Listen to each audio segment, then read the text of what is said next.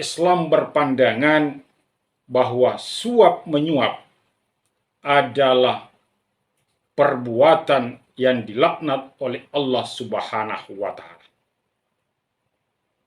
Maka barang siapa yang terlibat dalam persoalan riswah atau suap menyuap ini atau sogok menyogok ini, dia akan dilaknat oleh Allah Subhanahu wa Ta'ala.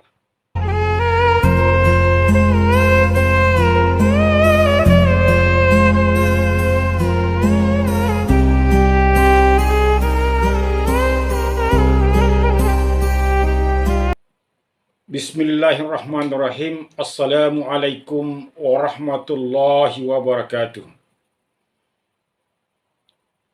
Kaum muslimin rahimakumullah. Riswah atau biasa dikenal dalam bahasa Indonesia suap menyuap atau sogok menyogok. Peristiwa ini sangat berdekatan dengan persoalan hukum,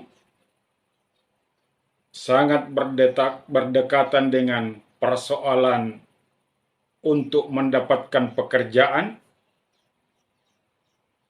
Persoalan ini sangat berdekatan dengan persoalan untuk mendapatkan jabatan. Juga hal ini sangat terkait biasanya persoalan suksesi kepemimpinan.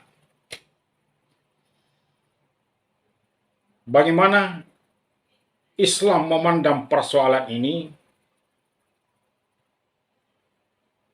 Rasulullah Shallallahu Alaihi Wasallam bersabda,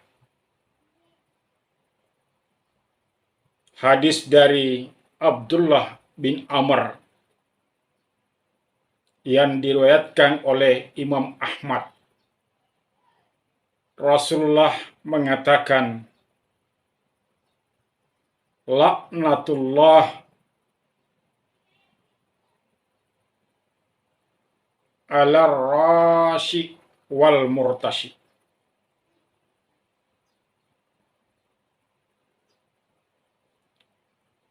Laknat Allah terhadap orang-orang yang menyuap dan yang menerima suap.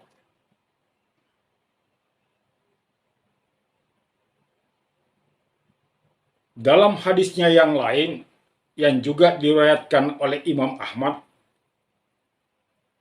la'ana Rasulullah sallallahu alaihi wasallam ar-rasi wal murtashi.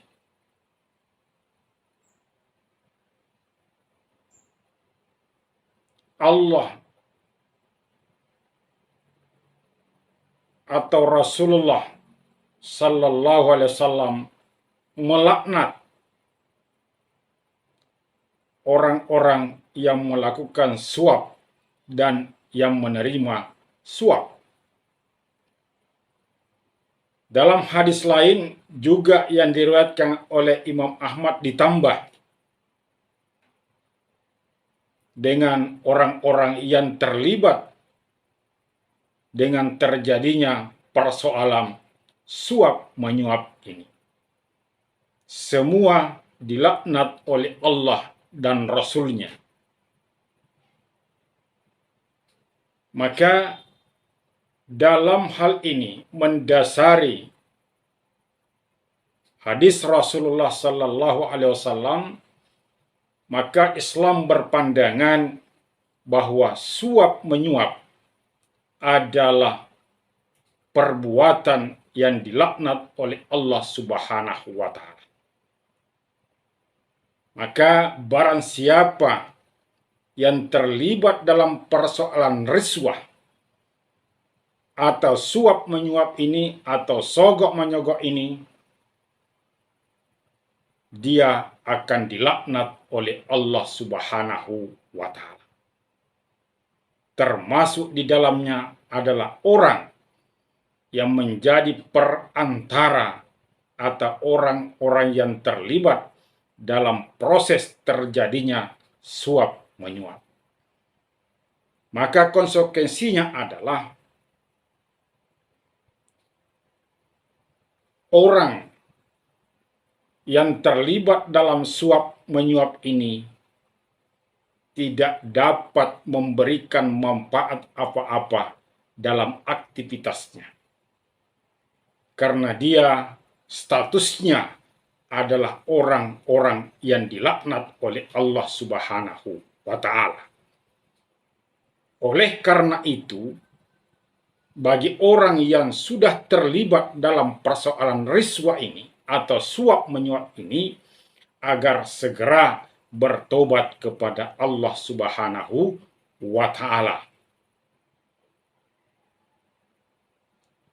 Karena kalau dia tidak melakukan pertobatan, tidak menyadari perbuatannya adalah perbuatan dosa besar, perbuatan yang salah, maka statusnya sebagai orang yang dilaknat oleh Allah Subhanahu wa Ta'ala tidak berubah.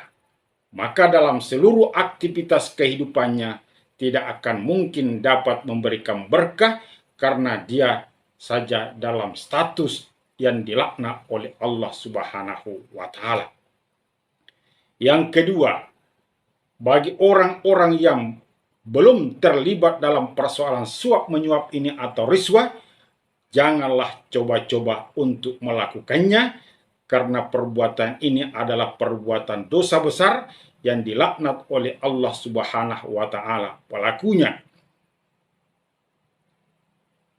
Maka jangan kita mencoba-coba melakukan riswah ini dalam kehidupan, karena kehidupan kita tidak akan menjadi berkah dan hati kita akan tertutup dan terlemuri oleh dosa-dosa, dan kita bisa menjadi orang-orang yang akan lebih senang kepada perbuatan-perbuatan yang tidak baik dan tidak suka kepada perbuatan-perbuatan yang baik.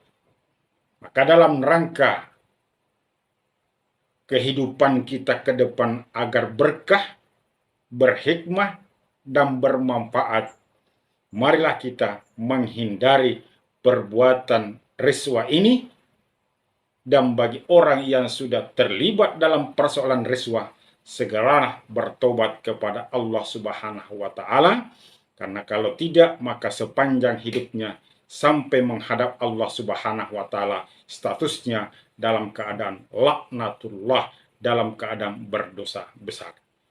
Demikian yang dapat kami sampaikan, mudah-mudahan ada manfaatnya. Wabillahi taufik wal hidayah. Wassalamualaikum warahmatullahi wabarakatuh.